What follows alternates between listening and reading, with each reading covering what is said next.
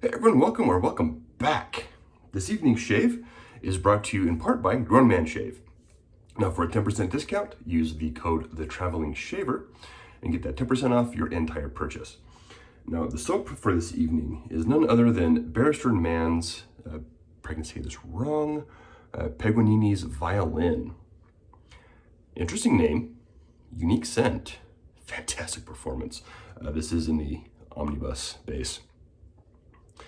The scent has really grown on me. I've used this once or twice before off camera. It is definitely woodsy off the tub. I don't recall all the scent notes. It's Barrister Mann's complex. I'll throw the scent notes up right here. But once it's whipped up, kind of opens up a little bit, and it's very pleasant. The brush is going to be Craving Shavings Soothsayer. The lather's been whipped up in my D.R. Harris lather bowl. I trade the lather, but it's white lather in a white ceramic bowl, so you can't really see it anyway. And the razor, I know I just used this in my last video, but I'm going to use it again because it's the red IBC. And if you ask me, it looks kind of cool with the label there. So I'm using IBC again. But love this thing.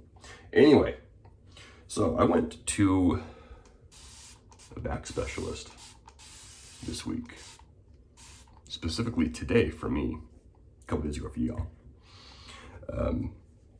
Went over to the standard checkup, where does it hurt, how long has it been hurting, what kind of treatments have you done, blah, blah, blah. Then the standard exam. Sorry for the voice, I'm still under the weather from, I can't get rid of a cough, it's just lingering, it's nasty. Speaking of, so anyway, the specialist, did a standard exam of, lie down on the table, if I lift your leg up here, does it hurt anywhere, and bend forward, bend backwards, do these typical things that normally are no issue. Bend the side as far as you can, then the side as far as you can. So I did all that, and all of my pain was localized in my back. So then I went over the MRI, and he showed me the images and talked. He read through the report, but I put it in layman's terms better than the PA did, as far as what everything means. Like the bulge between my L2 and L3 isn't, it's like tiny, barely even there. Minor arthritis between the facet joints, more of those later. And then the bulge between L4 and L5, pushing on the nerve, it's there, but not that bad. So I knew we were talking a little bit. And basically, the issues that I'm having, or I say issues, it's really one issue, is all the pain, you and test, is localized to my back.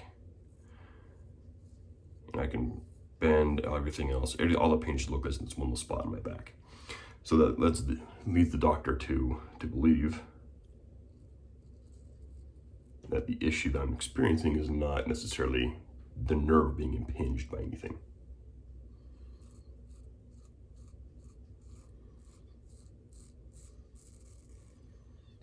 So he went on and mentioned a couple studies that happened, in the UK and a couple places.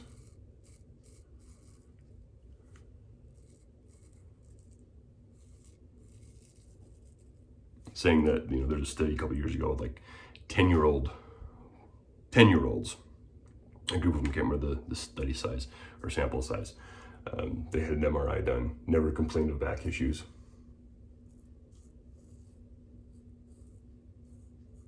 Never had any pain. Majority of them had some kind of herniated disc or bulging disc in their back, but still no pain. So I said, just because you have a bulging disc or herniated disc doesn't mean that's necessarily the source of the pain.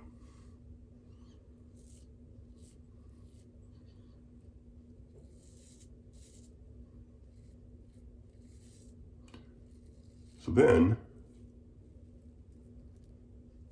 he brought out the cool model of the spine. I mentioned, with everything that we've seen, at least with the exam today, and your pain being localized, it's not going down the legs, which would indicate that something dealing with the nerves. But we're not experiencing that. So the thing that's telling me it's either muscle or structural, like bone. So if you look at your back, and I'll try to find a decent photo and put that up on screen somewhere, your spine has also another, your vertebrae joints, and then your what's called the facet joints.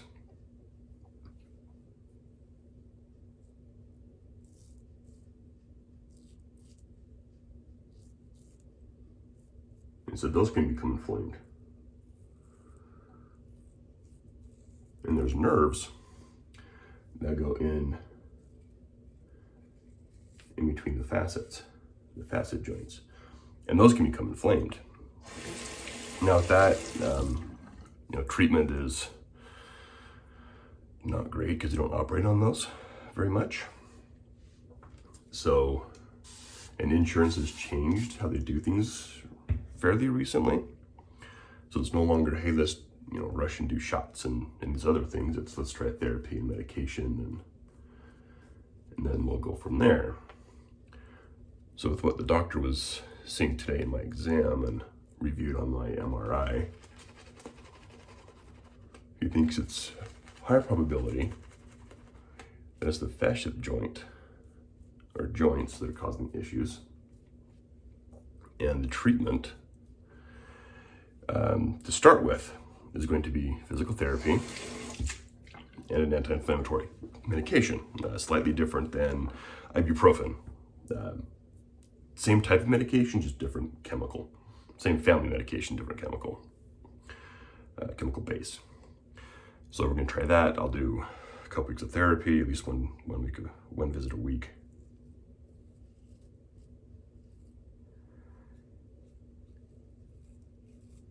I try this anti-inflammatory med. If that doesn't work, the next thing, another treatment option is what they do with those nerves that are going in the facet joints, is they kind of terminate in the facet joints. They don't go down your leg or anything else.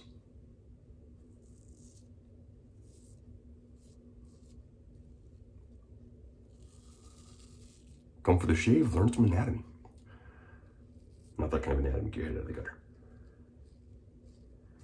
But, so they terminate. So one thing they can do is there's a treatment called, it's called scorching the nerves or burning the nerves. Something along those lines. But in order to tell if you're a candidate for that treatment, they go in and basically take a little numbing agent in those nerves on one side or both sides, depending on what side is being the issue.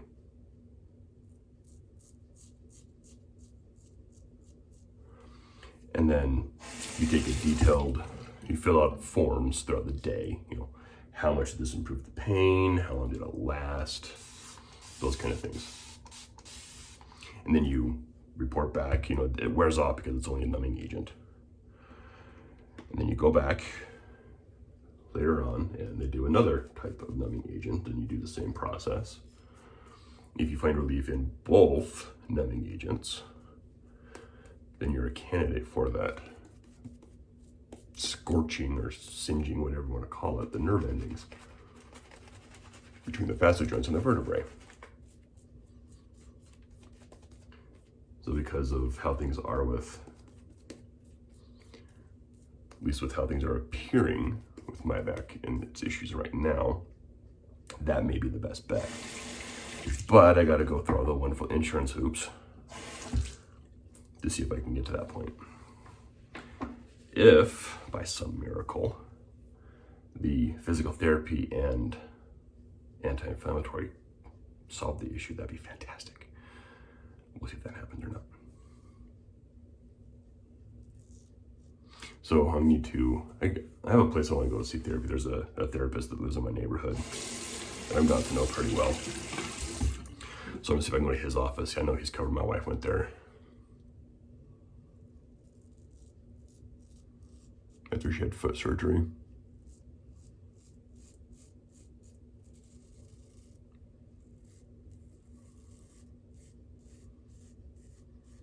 So I'm gonna try to get in there, at least do once a week for the next 4 to 6 weeks.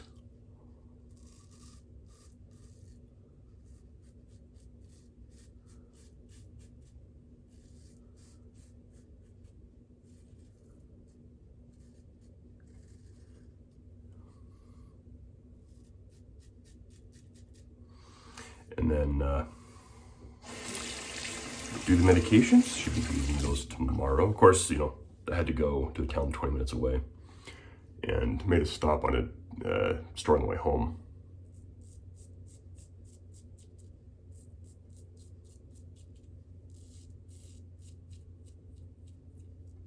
Had to drive past the pharmacy, relatively past the pharmacy, to get home from the doctor's office. Didn't get the text message that the meds were done, or my prescription was filled.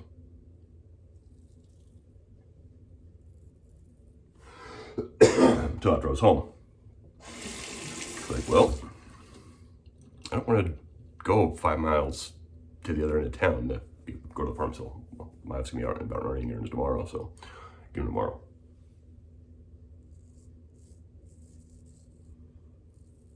It's not like they're a narcotic or anything either, so it's not a huge deal.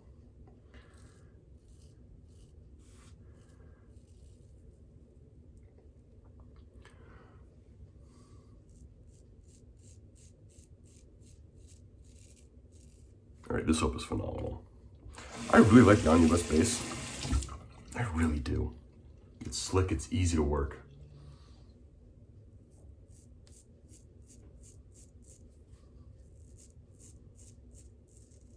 Can take a little bit of water.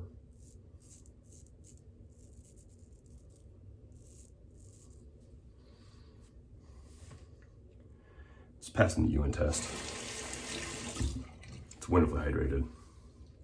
The soap smells good.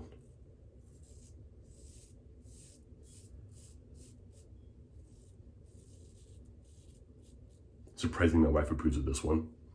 I didn't think she would. For her, normally Barrister Mann is very hit or miss, and other than Eigengrau and Diamond, she's been, the ones I've gotten lately, she's been pretty okay with. One I'm surprised she didn't really care for is Asian Pear by Ariana Evans.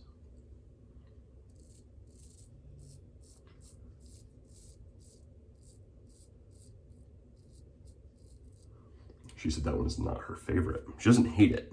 I mean, that's not on the do not use list like Eigengrau, but she doesn't hate. She doesn't love it, but she doesn't hate it.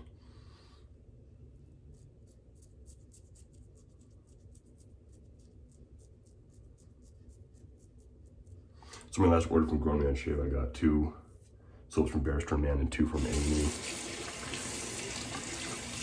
The 2 from A&E were lower on her like list than the ones from Barrister Mann. I thought it'd be the exact opposite.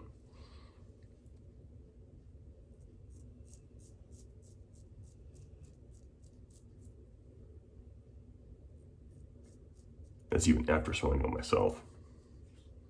But I thought for sure, based on the scent note, she wouldn't like the ones from Barrister Mann, but she does, and I'm quite happy because I quite enjoy these scents. And they'll be coming up on future videos as well. All right, little cleanup right here. Because this spot's stubborn.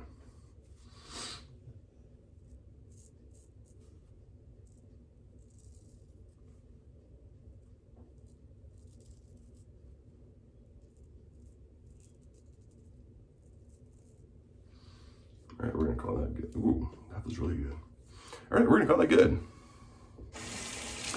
Because this is going long enough, I don't have any splash to go along with this. I will clean up off camera. But the soap this evening was Paganini's Violin by Barrister Mann in the omnibus base. Again, scent notes were on screen slightly earlier. I don't recall what they are. I like the scent. It's unique, like most Barber Man scents are. I quite enjoy it. My wife does as well, which really surprised me. Razor was the red IBC. The brush was Soothsayer from, get that coin right here, Craving Shaving, my friend Charles, with a 26mm Dura knot, which has been discontinued, sadly. And the lather was whipped up in this fantastic Dear Harris lather bowl. Anyway, that'll do it for me for this evening. Thank you all again for tuning in, for sticking around this long. For the old subscribers, new subscribers, those that aren't subscribed and still made it this far, go ahead and hit the subscribe button. Helps the channel grow. Helps me know that you actually appreciate the content. And makes it so I can bear through the back issues right now and make videos. Anyway, thank you guys again for tuning in, and I'll catch y'all next time.